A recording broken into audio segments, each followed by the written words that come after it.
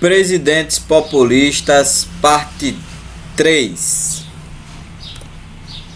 Nós já falamos aqui o que é o populismo, nós também já falamos sobre alguns presidentes e agora a gente vai para a última parte desse tema, principalmente porque depois de apresentar esses próximos presidentes, nós passamos para o próximo conteúdo, que é a ditadura civil-militar no Brasil.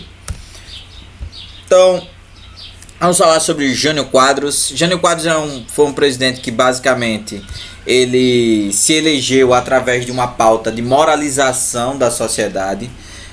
Então ele vai pregar valores como, por exemplo, a moralização do serviço público. Ele vai tentar correr atrás de temas como, por exemplo, a questão do combate à corrupção. Ele aparecia sempre nos comícios usando uma vassoura, né? E ele dizia que ia usar essa vassoura para limpar a corrupção, limpar a política brasileira, né? Então, ele queria governar acima dos partidos políticos, ou seja, era basicamente a ideia de um presidente que não devia nada a ninguém.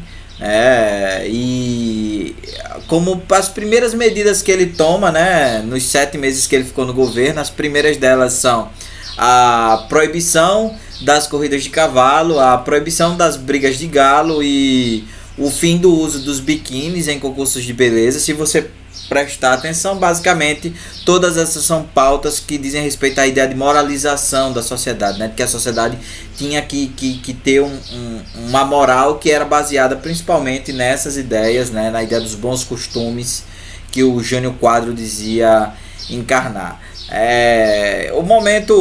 O governo dele foi marcado principalmente pela inflação, né? Ou seja, o dinheiro se desvalorizou, há uma retirada dos subsídios, o que fez com que muitas empresas fossem à falência, né? Assim como o aumento de impostos. Então a população começou a sentir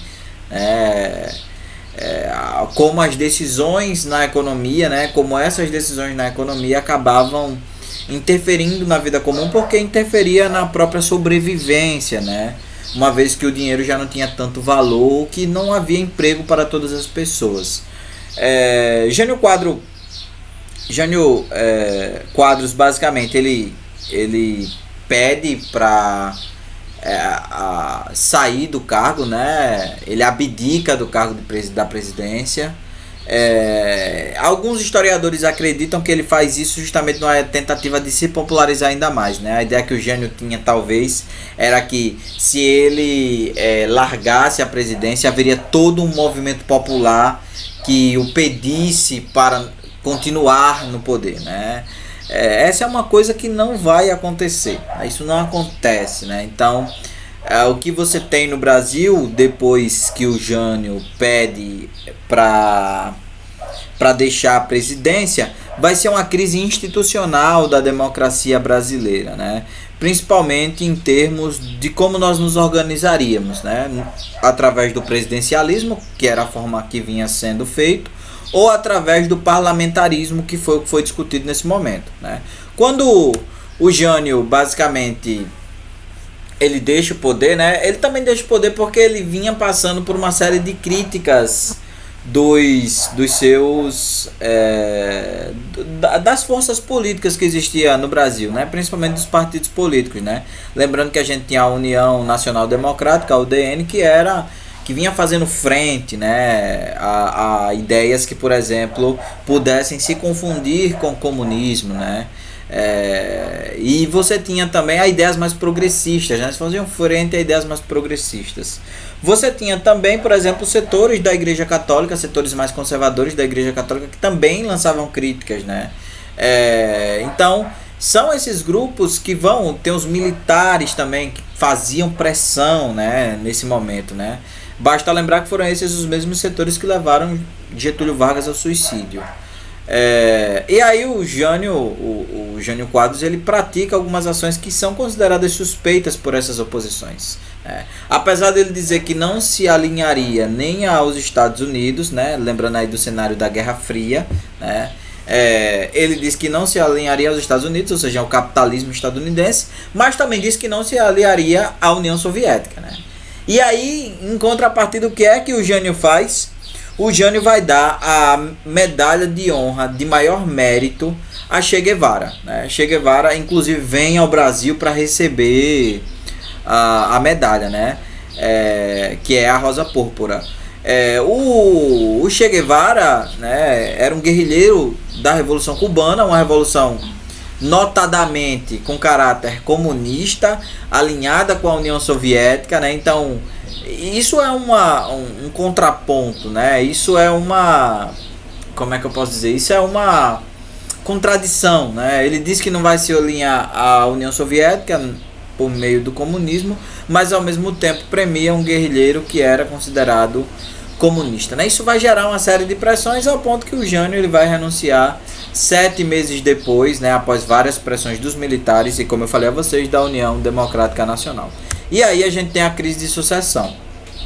Quando o Jânio ele renuncia, o seu vice, que era o João Goulart, né, que tinha sido ministro da Economia do Getúlio Vargas, né, também conhecido como Jango, né, estava na China, né, a China era comunista, né, então isso gerava toda uma apreensão. Vejam como a Guerra Fria ela vai aparecendo aqui, né? Isso gera toda uma apreensão de setores conservadores, capitalistas da sociedade brasileira em relação a como iria se organizar o Brasil com um vice-presidente que estava na China comunista. O Brasil seria comunista?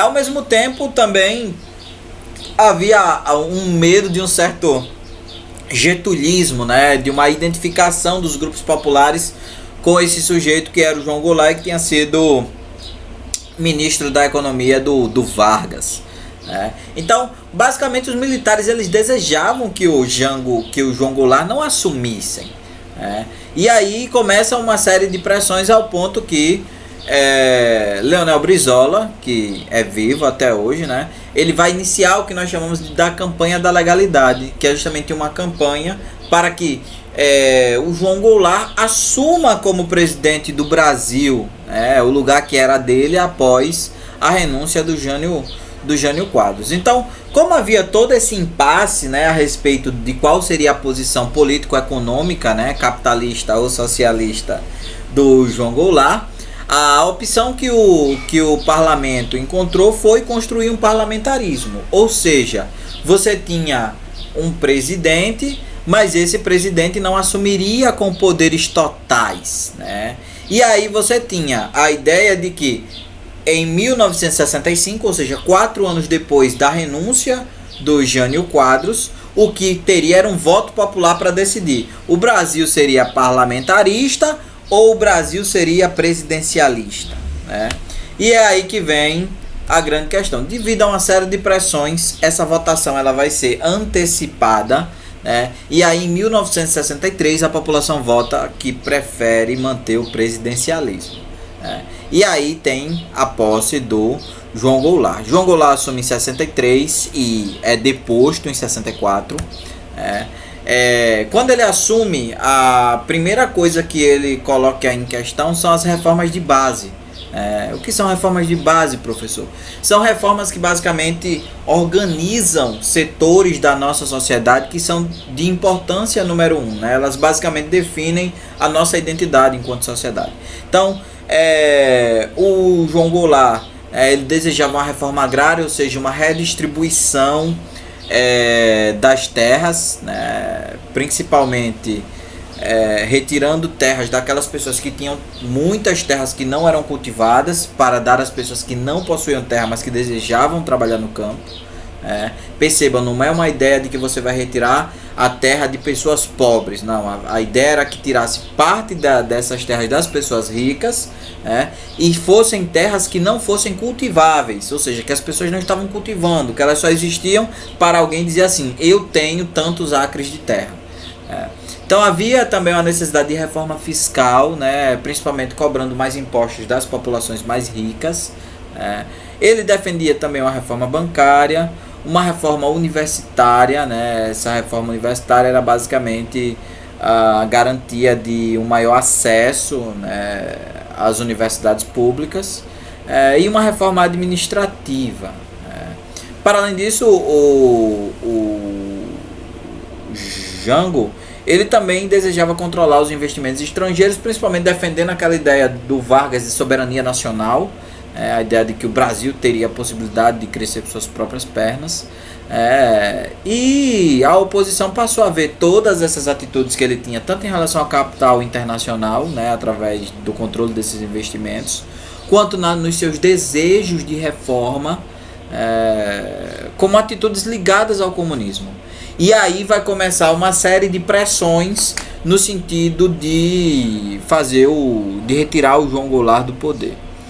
Então, você vai ter dois movimentos. Um primeiro que acontece no dia 13 de março de 64, né, conhecido como Comício da Central do Brasil. Esse foi um dos maiores comícios que o Brasil já teve.